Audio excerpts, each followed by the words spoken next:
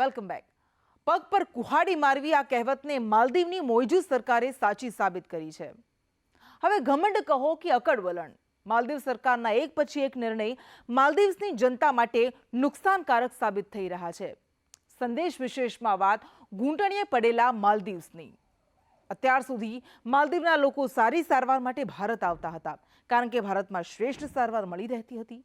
પરંતુ ચીનના ઇશારા પર ચાલનારી માલદીવ સરકાર અકડ વલણ બતાવી રહી છે અને દુનિયાને સંદેશો આપી રહી છે કે અમે તો ભારત સાથે નહીં, શ્રીલંકા સાથે મેડિકલ ટુરિઝમના સંબંધો રાખીશું. અમારા દર્દીઓને સારવાર માટે શ્રીલંકા મોકલીશું.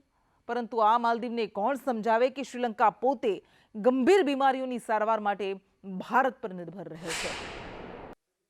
માલદીવના પરિવહન અને નાગરિક ઉડ્ડયન મંત્રી મોહમ્મદ અમીન શ્રીલંકા પહોંચ્યા, જ્યાં તેમણે પોતાના સમકક્ષ સિરિપાલા ડી સિલ્વા સાથે મુલાકાત કરી. સોશિયલ મીડિયા પ્લેટફોર્મ એક્સ પર આ મુલાકાત અંગે જાણકારી શેર કરી હતી. તેમણે કહ્યું, શ્રીલંકા માલદીવ્સની જનતાને યોગ્ય સારવાર મળે તે માટેની સુવિધા આપવા તૈયાર થયું છે. એટલે કે માલદીવ્સમાં કોઈ દર્દીને એરલિફ્ટ કરવાની જરૂર પડશે તો તેને એરલિફ્ટ કરી તાત્કાલિક શ્રીલંકા મોકલી શકાશે. માલદીવ અને શ્રીલંકા વચ્ચે ઇમરજન્સી જરૂરિયાત, ખાસ કરીને આરોગ્યને લગતી સેવાને લઈ રૂપરેખા તૈયાર થઈ છે, જેના પર બંનેની સહમતિ થઈ છે. માલદીવ્સ આ કામગીરી માટે પોતાની એર એમ્બ્યુલન્સનો ઉપયોગ કરશે. શ્રીલંકા હવે માલદીવની મદદ કરશે. અત્યાર સુધી માલદીવ્સના લોકોની સ્વાસ્થ્ય સારવાર માટેની પસંદ ભારત હતી. દર વર્ષે હજારોની સંખ્યામાં માલદીવ્સથી લોકો સારવાર માટે ભારત આવતા, પરંતુ હવે ત્યાંના રાષ્ટ્રપતિ મોઇઝુ વિકલ્પ શોધી રહ્યા છે. ભારત અને શ્રીલંકા માલદીવ્સથી નજીક છે, જેથી હવે ભારત સાથે સંબંધ વણસ્યા બાદ માલદીવ્સ શ્રીલંકાના ઘૂંટણીએ બેસ્યું છે. માલદીવ સરકાર પાસે ગંભીર બીમારીનો સમયસર ઇલાજ થઈ શકે તેવી સુવિધા નથી.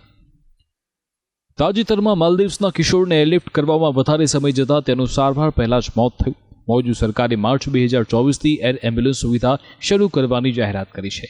વર્ષ 2015ના ઇન્ડિયન મેડિકલ ટુરિઝમ ઇન્ડસ્ટ્રીના રિપોર્ટ મુજબ સારવાર માટે ભારત આવનારા લોકોમાં સૌથી વધારે માલદીવ્સના લોકો છે. વર્ષ 2021માં ભારતમાં ઇલાજ કરાવવા આવતા દર્દીઓની સંખ્યામાં માલદીવ ત્રીજા નંબરે હતું.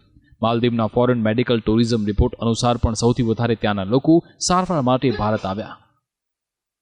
માલદીવ શ્રીલંકા પાસે મદદ માંગવા પહોંચ્યું, પરંતુ શ્રીલંકા આજે પણ ગંભીર બીમારીની સારવાર માટે ભારત પર નિર્ભર છે. ત્યારે માલદીવ સરકારનો આ નિર્ણય તેની જનતા માટે જોખમી સાબિત થઈ શકે છે. બીજી બાજુ મોઇઝુ સરકાર વિચારતી હોય કે ભારત સામે તે અક્કડ વલણ અપનાવશે અને ભારત સરકાર કંઈ નહીં બોલે તો આ ભૂલ તેમની છે, અને તેના પુરાવા વારંવાર તેમને મળ્યા છે.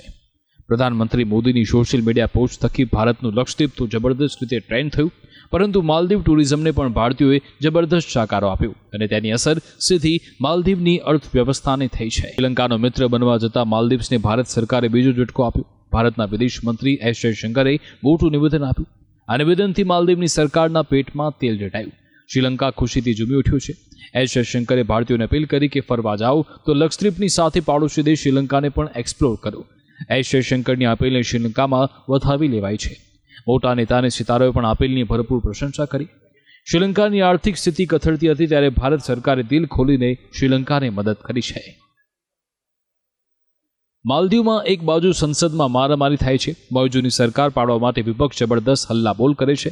એટલે અહીંયા આર્થિક સ્થિતિ તો માલદીવની ડામાડોળ થયેલી છે, પરંતુ રાજકીય સંકટ પણ ઘેરું બન્યું છે. આ બધા વચ્ચે ભારત વિરોધી માનસિકતા રાખનાર મોઇઝુ સરકાર સુધરવાનું નામ નથી લેતી.